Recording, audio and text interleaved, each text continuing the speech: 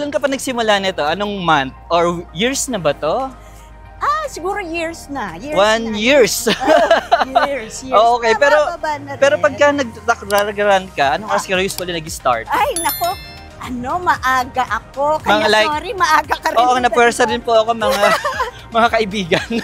So like 5:30? Yes. 6? Siguro mga 5:30. I start at 5:30 because kailangan ko pa i-send off yung mga bata sa school. Ay, change position naman tayo? Okay, 5:30. Then, ilang oras ka nag-run? 1 hour? 2 hours? So, yung normal runs ko, kung wala akong race na tinetrainan, I run siguro 40 minutes. Kasi parang what I do is a minimum of 5 kilometers per day. 5 kilometers per day. So, depende kung gaano ako kabilis yung So, kung nagsimula kang mga 6, mga 7, tapos na. Yeah, tapos na ako na. Then, pasok na sa office after that. Yes, oo. So, it becomes a regular habit thing. na. Pero ano to, 7 days a week? No. Usually, 5 days a week. Weekends kasi rest day. Dapat may isa kang rest day. Kundi, sira ang iyong mga knees. Yeah. Anong mapapayo mo kung kunyari may mga viewers tayo na gusto rin gawin to? You know what? You start early. Small pala and slow. Kasi mahirap na bibiglain mo. Maraming nagtatanong nga paano mag-start, ganyan.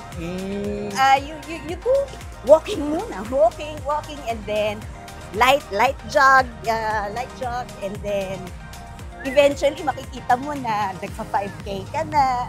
Tapos ang maganda din is somehow you challenge yourself na magawa mo to, yung mga milestone, parang gano'n. Yeah, oo. Dati parang ang challenge ko lang sa sarili ko, 10,000 steps. 10,000 steps a day.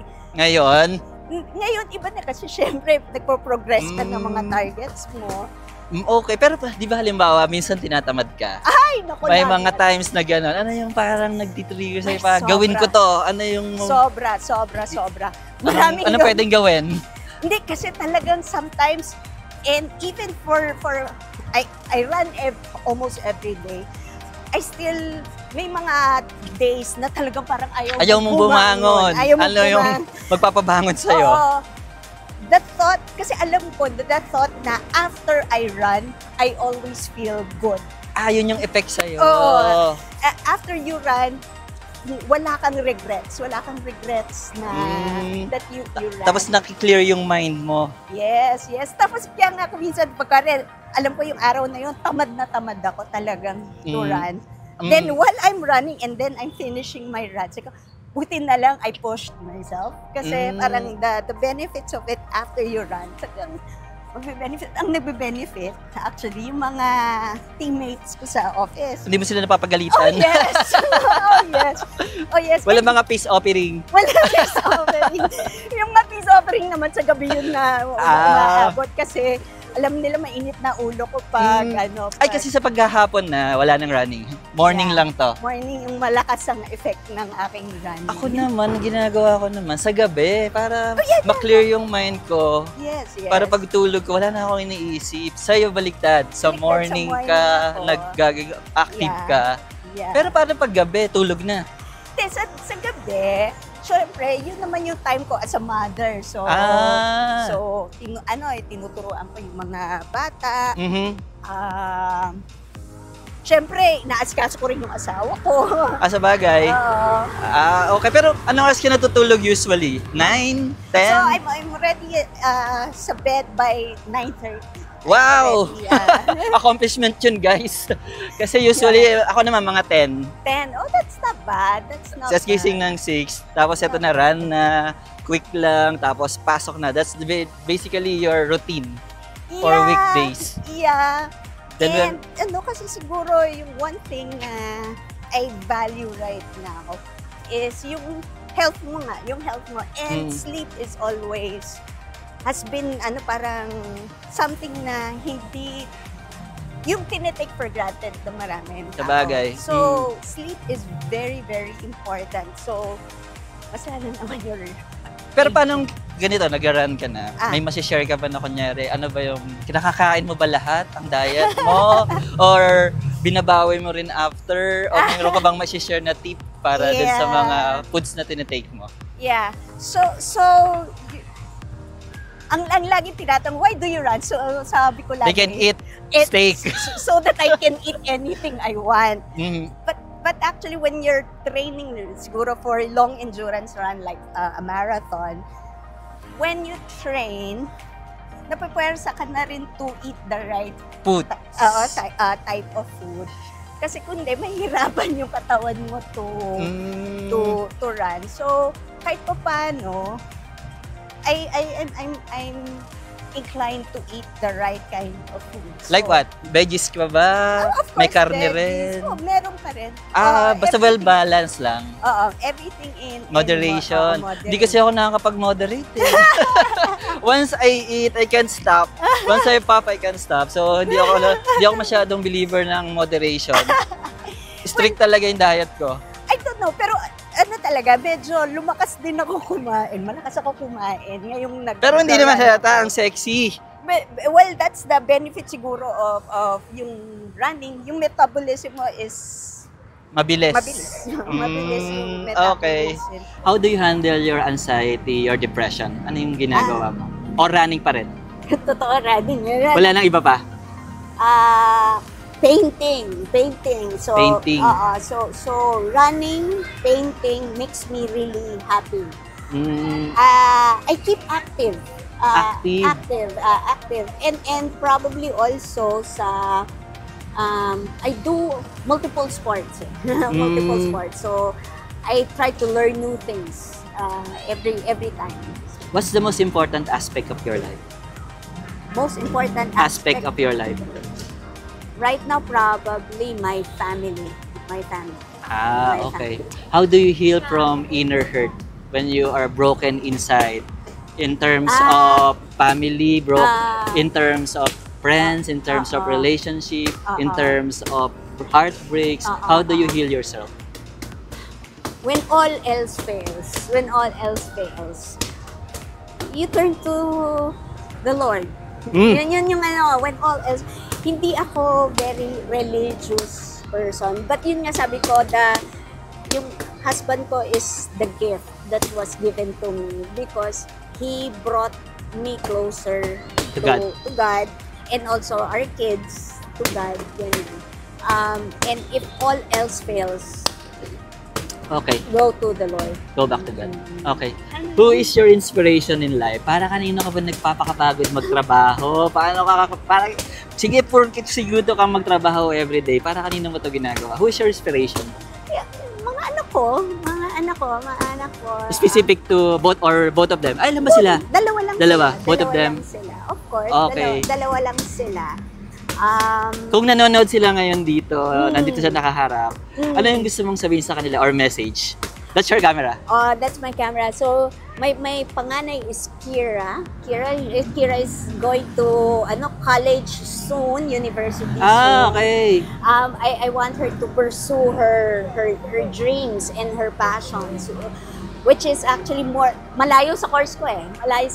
So sa arts, digital arts. So don't be discouraged with what others are saying na parang it's not a good course, you won't make money for it or whatever. Just follow your heart on that one. Doon naman sa bunso ko, ano name niya? Si Carlo. Hi, Carlo. Si Carlo, he's my mini-me. Ano ibig sabihin no? Ay, nako, very competitive person. Very competitive. I hope he continues to pursue his love for sports as well. Be kind to his friends and be helpful with his friends as well. You were given a lot of talents. Make the best use of it by helping others. Wow, sa'yo nun. Ako, pag napanood nyo to, mga kids, baka maiyak kayo habang pinapanood nyo to. Sa TV nyo to panoorin, wag sa cellphone para mas maganda experience. Okay, itong next question ko, guys. Pagka hindi maganda yung output nito, hindi nyo na ito mapapanood. Pero pag maganda yung output nito, mapapanood nyo, i-edit na lang namin ha. Okay, with the previous company that you worked with the colleagues that you worked with previously, how would you like to be remembered? Kunyari, yung office mate mo dati, yung mga tao mo, pag nabanggit yung Ana, Pavilion, anong masasabi nila sa'yo? How would you like to be remembered? As a colleague. Pasungit ba? Palautos? O you gave inspiration? You pushed them? How would you like to be remembered? Anong sasabihin nila? Kunyari si Orly, napanood to. Anong sasabihin niya sa'yo? No, I know what they will say, that I'm one of the most demanding boss that they may have. But I know they will say na I will push them. I will push them to the point na feeling nila susuko na sila. But at the end of the day, they know na whatever they do, and even if they fail, I will always also be there to pick them up and help them get up and run back, go back to the race and ano. So actually, malalaman mo yan kasi you can ask them. Ask them. So parating ko lang nakikita sa story niya, guys, yung parating may peace offering. Okay. Game. Hindi kasi, parang ang sinasabi nga nila, pag naghingi ng tip yung mga bago pa lang makakatrabaho ko. So, ano bang tip para, I work well with Ana? So niya, hindi, isa lang ang ang gusto niya. Isa lang bawal sa kanya. So niya, ano yun? Bawal ang So, kailangan attentive ka. Attentive ka to details. Okay, pero sa tingin ko in a positive way naman yung nagagawa mo. Doing that, Pero dapat talaga attentive ka. Okay. Well, always be prepared. Sa akin, wag mong itago yung pagkakamali at the very, very last minute. Yun yung lagi ko lang naman sa kanila. If you think that there's something wrong, tell me as early as possible so that I can help you fix it. Ang galit na galit ako is yung pag nasa dulo na, tapos doon mo lang sasabihin, magko-confess sila na ito po yung sitwasyon. So parang too short a time to fix. Okay. So, yun lang. What is your favorite Bible verse? You have ba? Or you have a motto na lang? Or you have a mantra? Or what? Naku, magagalit yung asawa ko na naku, baka hindi mo memorize yung favorite Bible verse. Hindi ko ma-memorize yung Bible verse. Kasi nga, sabi ko sa'yo, hindi naman okay, ano na lang, what is your motto in life that you live by, that serves as your guidance, or mantra that you live by? Sa akin, and it's related to work. Yung mantra ni Billie Jean King, okay. Which is, pressure is a privilege. Pressure is a privilege. Okay. So expound nga daw.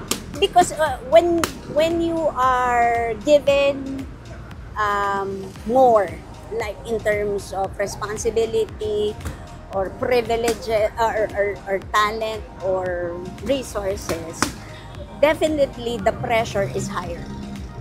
Pressure is higher. Pero kasi hindi lahat ng tao may ganong responsibility, may ganong resources na binigay sa'yo to fix things. Kaya the pressure is high. But it is a privilege because it's not all people are given that kind of responsibility and opportunity to do good things, to effect change, to effect improvement. So dapat ba matuwa kami pagka nakakapil kami ng pressure? Yeah. Don't shy away from it. Work on it. Work on it because if it is genuine pressure na it is because why are you feeling that? Because you are given a responsibility that not everybody is given. So it means you are important. You have to get through this. Okay. Dahil walang na-share yung ating guest na favorite Bible verse, ako na yung mag-share. So every episode, pag walang na-share yung ating kaya memorize ko na yung favorite Bible verse ko. Ito, Joshua 1:8. Keep this book of the law always on your lips. Meditate on it day and night, so that you may be careful to do everything written on it. Then you will be prosperous and successful. Wow! So, sa akin, yung Bible verse kasi parang ito na yung summary mo ng dapat mong gawin eh. Para pag ginawa mo kasing number 1 si God, everything else will follow. Tapos, meron kang nilook forward sa dulo eh. Sa dulo ng Bible verse, may sinasabi doon na, you will be successful and prosperous. So, parang meron ka namang reward. So, wag kang masyadong tamarin gawin yung mga nasa Bible. So, hindi sapat din na alam mo siya. Dapat ina-apply mo siya. Walang silbi yung alam mo siya. Wala siyang value for me. Hindi sapat na alam mo lang siya, dapat ginagawa mo siya.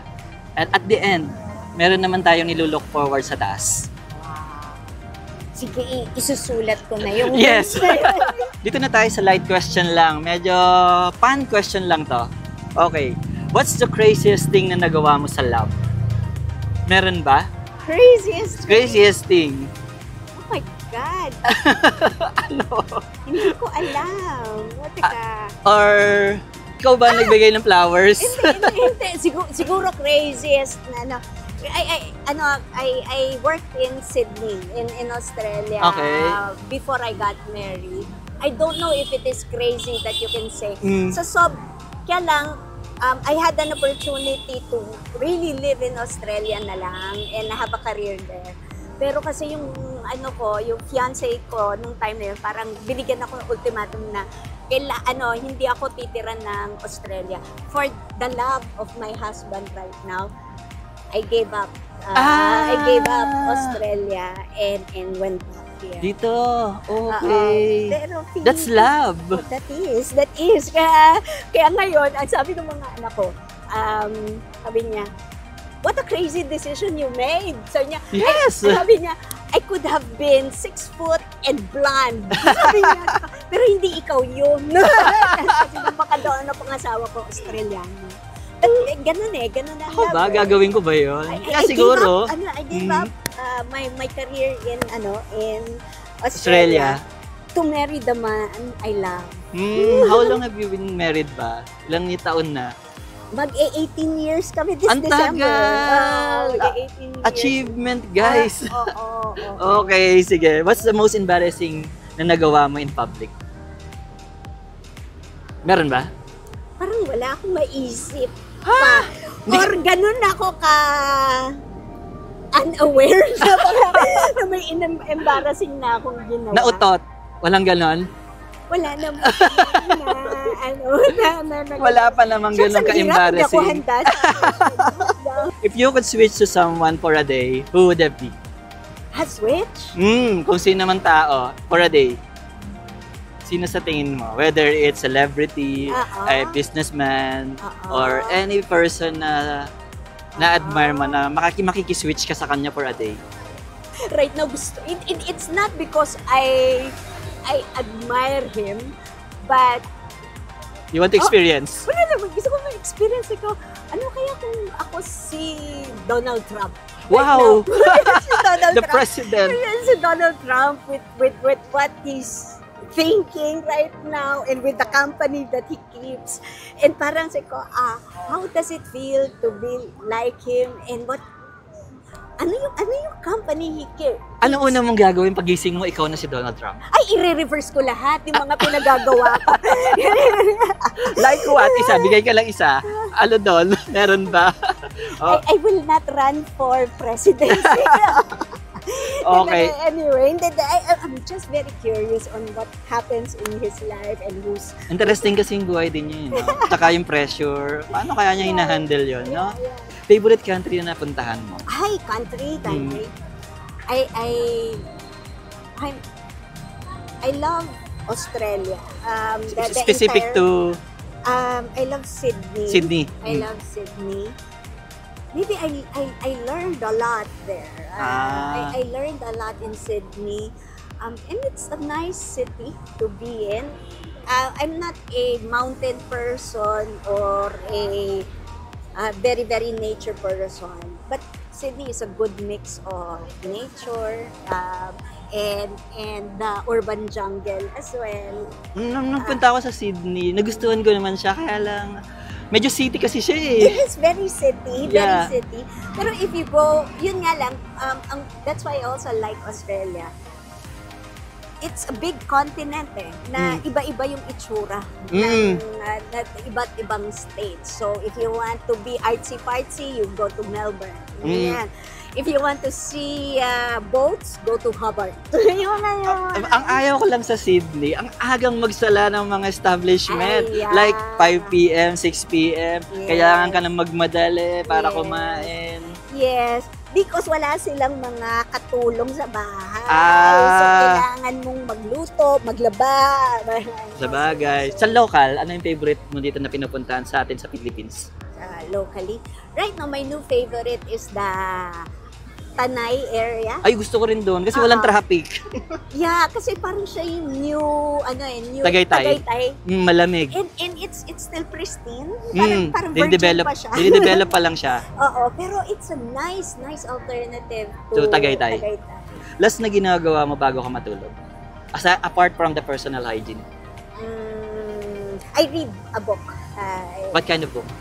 Ay, iba-iba ang aking mga libro. Depende sa mood. Oo, iba-iba yung books ko. So right now, ang binabasa ko is Want by Gillian Anderson. So it's like a compilation of short stories. Okay. Paggising sa umaga, first na ginagawa mo? First na ginagawa ko, naghihilamos. Apart from personal hygiene. I prepare the food of my kids. Okay. Favorite movie so far? It's still The Matrix. Matrix? Lahat naman ng Matrix to, yung first lang? Or yung series? The series I like, pero my favorite is the first one. Yung first naman kasi talaga yung tumatatak eh. Yeah. Okay. What's your love language? Physical touch ba to? Receiving gifts? Quality time? Sa akin, it's quality time, and I'm a very, very physical person. So I'm a hugger. I show my appreciation through gestures. Okay, hobby, alam mo na rin, napanood mo to Quality time. Sa mga kids, quality time tsaka physical touch. Sinong kakausapin mo na tao na deads na at ano itatanong mo sa kanya? Oh, wow! Ang hirap. Marami nang namatay na gusto mong kausapin. At ano kaya itatanong mo sa kanya? Wow, ang hirap Si ano ba? Dr. Jose Rizal? O si national heroes? Or mga previous president? Or... Actually, maybe because lately I was also reading the books on the nuclear war, nuclear bombs, ganyan. I would think, baka gusto ko kausapin si Einstein. Wow! Pinakamatalino. Ano itatanong mo sa kanya? How did you discover this thing? Yeah, hindi. Parang knowing now what happened na na-discover yung use of nuclear weapons and all. And he's very instrumental in that. If you read the Manhattan or watched the Manhattan Project, he's very instrumental in that. Ang tatanong ko is, would you have contribute, parang yung ano yung na-discover mo, itutuloy mo pa ba na ipaalam, knowing na ang consequence niyan is we will be able to create a technology that may be very destructive and could end the world. Wow! Ang lalim! Guys, maybe, yun nga sabi ko, maybe because yun nga may mga phases na, this last quarter, mga librong binabasa ko is on Manhattan Project and all those stuff. And my kids are also interested in that. So, kaya yan yung naisip ko ngayon. Guys, wala akong masyadong input sa ganitong topic kaya tatapusin ko na to. Napansin nyo, wala akong masyadong sinabi sa topic. I'm not into it. Wala akong contribution. So, tapos na. Tapos na. Thank you. Ang saya.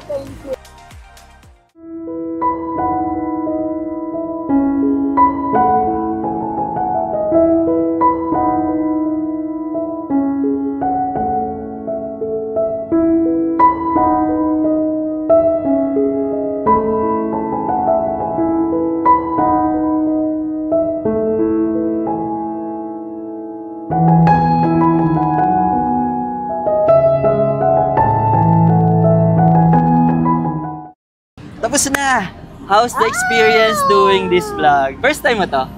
Yeah! Okay. Na-excite ka ba? Di ka nakatulog kagabi? Or sabi mo, gagawin ko ba talaga to? May ganun ba? May double thinking ba na itutuloy ko ba to pagising mo kanina? May ganun ba? How's the experience? Actually, no. Because I'm very comfortable with you. I know you. Yung mga interviews from a corporate setting, I'm not new to it. So, and I know doing it with you, I'm comfortable. Hindi ka nervous? Wala. Hindi naman natural masyado. lang. Kasi I trust you naman na hindi mo ako papahirapan. At saka i-edit namin yung mga hindi magagandang nasabi. Correct. Okay. It's fun. Masaya, di ba? It's fun. Alam, pangatlong interview ko na to, guys. Parang ito yung isa sa pinakamaganda. Kasi naging as-is lang ako. Unlike nung sorry, hindi ko na sasabihin. Kasi hindi ako as-is minsan sa mga interviewee ko. Hindi ako, alam mo na, hindi ako palagay. Pero sa'yo, okay ako. So, ulitin mo pa ba? Magaan eh. Ulitin mo pa ba to? Of course. Malay mo, ito na yung simula to your stardom. Di ba? May ganun. Marami na mag-i-interview sa'yo sa NEG. Sabihin niya, naku, interview natin to, content natin si Miss Ana. Ay, ganun. Okay, so yun na. Thank you. Thank you ha. I had fun. And I miss you so much. Yeah. Get in touch more. Naku, sa December, mag-ano ba tayo? Get in touch? Ay, nako, sabi ko naman, kalad ka rin ako eh. So, sabihin nila, mas lalo na kung nasa BGC ang, Ay, Miss Malen, sa BGC tayo ha. Ayan si Malen, katagal ko nang hinahatak yan. Naku, ayaw pa niyang pumayag. Sabi niya, ihuli na daw siya. Papanoorin muna niya yung mga ganitong interview para meron siyang bala. Yeah. Makakakuha siya ng input sa'yo, Miss Ana. Ay, Malen. Miss Malen. Thank you. Alright. Bye.